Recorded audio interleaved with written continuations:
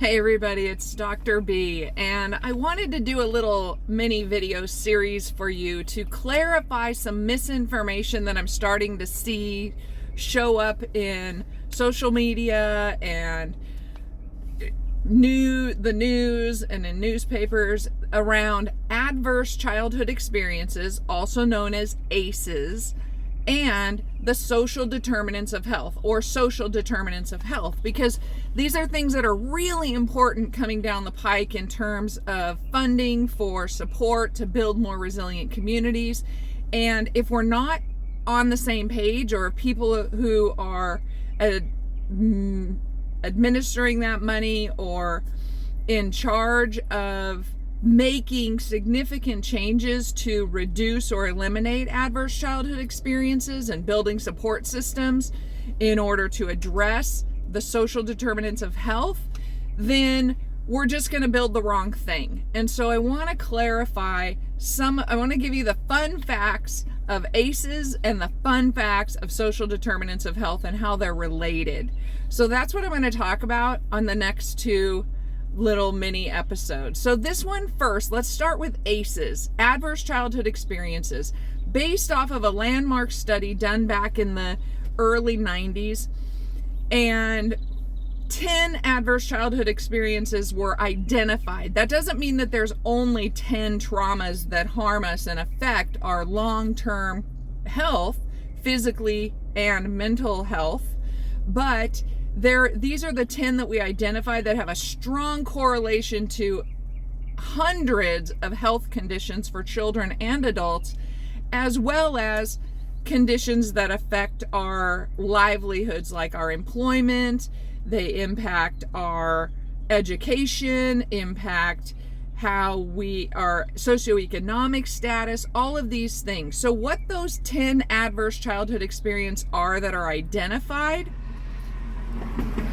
they are five of them live in the personal realm. That means in my body. Was I sexually abused, physically abused, emotionally abused, or did I experience physical neglect or emotional neglect? One, emotional neglect is I don't feel like anybody even knows that I exist. They didn't take care of me emotionally, like you were an it.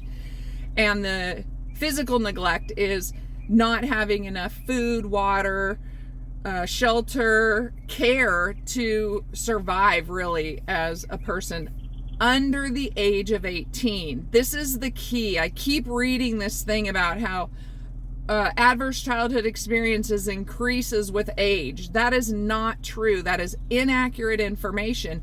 Adverse childhood is the key here. Adversity in childhood between the ages of birth, well, really prenatally, but we only count them from birth to 18. So what that means is you have to have experienced these things before the age of 18. Now, the other 5 ACEs, adverse childhood experiences, live in the environmental realm or the familial realm. So there are things like, was a parent addicted to substance or alcohol? Was there physical abuse, domestic violence in the family? Did a child lose a parent to death, divorce, or just abandonment? Was somebody in the family suffering from a mental illness? That's another one. Did a family member become imprisoned in their childhood? Remember, this is the key. From birth to 18 is where we come up with our adverse childhood experience, quote unquote, score.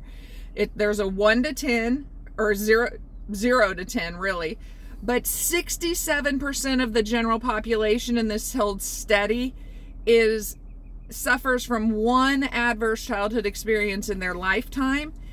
And that number increases not with age, it increases with the level of marginalization that a child suffered during their life from birth to 18.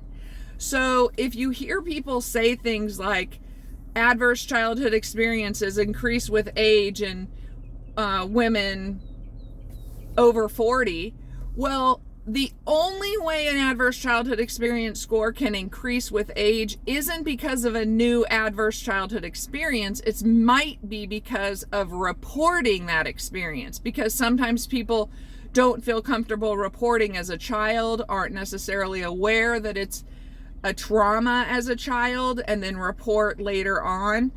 And so this idea that adverse childhood experiences go up with age is just flat wrong.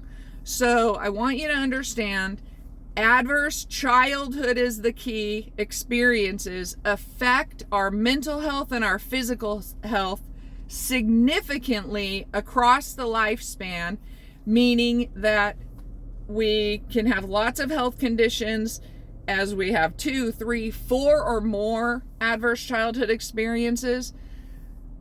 The other thing I want to throw in there before I end is that there is also this concept and reality of resilience. Okay, ask a subject matter expert about this though, because people use the word resilience all the time as if it's